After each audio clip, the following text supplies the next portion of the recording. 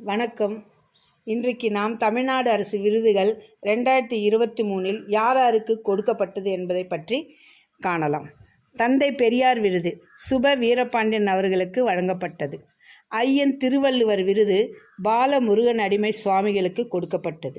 பெருந்தலைவர் காமராஜர் விருது பலராமன் அவர்களுக்கு கிடைத்தது. பாவேந்தர் பாரதிதாசன் விருது எழுச்சி கவிஞர் முத்தரசு அவர்களுக்கு கொடுக்கப்பட்டது.